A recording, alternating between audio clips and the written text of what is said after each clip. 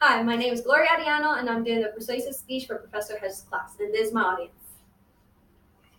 I'd like to begin. What crime is worse than that of murder? What crime could possibly be worse than taking someone's life? Could it be one that destroys innocence? Child rape is a crime more detestable than murder, one that destroys children and families alike. My plan for today is to get you to understand that child rape is a truly despicable crime and should be punishable under the death penalty.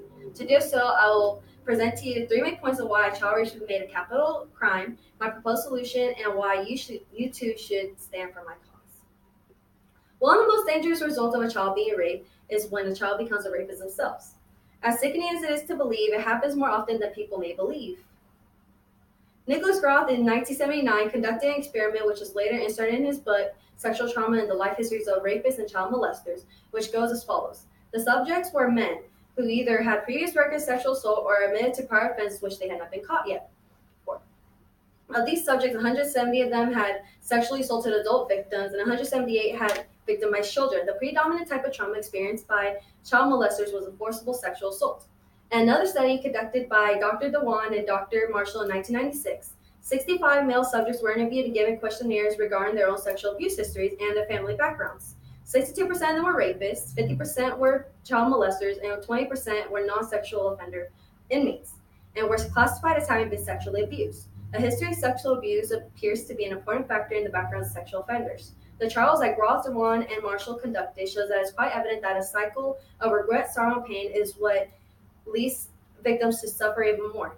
I know there's a lot to hear, but it's sad, and it's truly sad to hear that victims suffer more, and in ways that has to do with physical or mental damage. It could also include financial injury. Rape victims suffer many burdens, whether it be physical, mental, or emotional. Another burden some people forget to take into account is the financial burden. Rape victims pay many out-of-pocket expenses, from ambulance transportation to medication to therapy sessions that follow. In 2004, Patrick Dwayne Bethley, an HIV positive, was HIV positive and raped three little girls from the ages 5 to 9. Out of these three girls, one of them contracted the STD and has had to take medication for the rest of her life.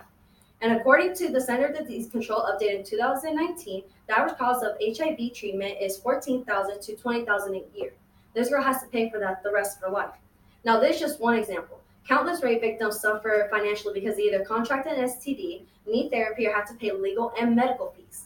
Financial burdens are not the only factors holding victims back. Mental trauma has also played a large factor on the continuous suffering of victims.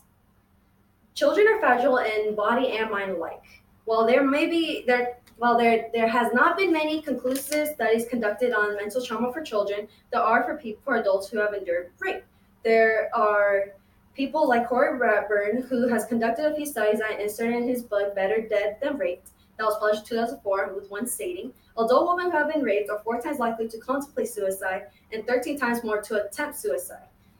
And even after years of professional therapy, they kill themselves, and many who have suffered the pains of being raped have taken their own lives. GirlsGlobe.org reported in 2015 that once a person gets raped, they're 30 times more likely to get raped again. If this statistic is applied to the amount of children raped in the U.S., which is 1 in 5 girls and 1 in 20 boys, according to the Child Sexual Abuse Statistics updated in 2019, then just imagine how many children are suffering in more ways than one. As hopeless as it may all seem, there is a way to solve this. My solution is quite simple. I would like the federal government to amend the federal penal code to categorize child rape as a capital crime. By doing so, child rape would be punishable under the death penalty. Cora Rayburn wrote in The Better Rape Than Dead, published in 2004, one who takes away life is a murderer. One who rapes a child under the age of 12 is a murderous innocence.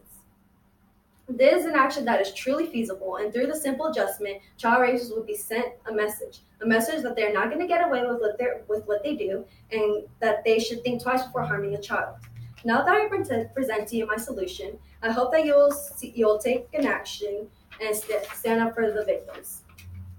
Victimized children should have our support. While many argue that death penalty is unconstitutional, and one must understand that while rape is technically a non-lethal crime, there are lethal consequences.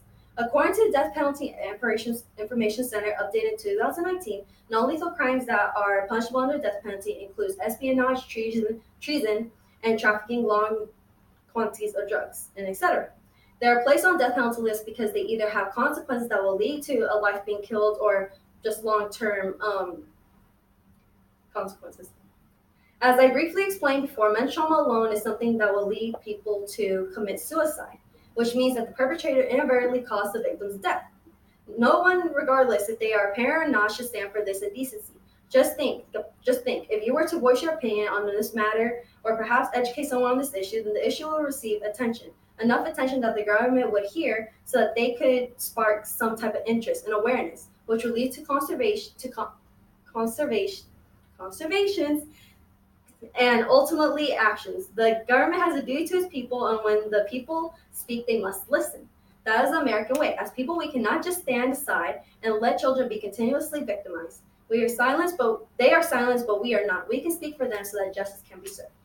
With all that being said, I'm asking you to take a stand, not just for the victims of today, but for the victims of tomorrow or so on. When considering which position to take on this matter, please consider the victims. They are truly the priority of this issue. Consider their struggles and how the solution will benefit them and their families. And understand that you too can make a change. You too can save a life, a child's life. Eventually, you should see that child rape is a crime more detestable than that of murder, a crime that deserves to be punished with the death penalty. Essentially, victims have the right to justice, and that means oppressors should repent for their violent actions against the innocent. Children are our world's greatest treasures. What injustice would you be doing to them if we did not seek justice for them by becoming their voice? Join me in the majority in advocating for rape victims' rights, which includes child rapists suffering the death penalty. Thank you.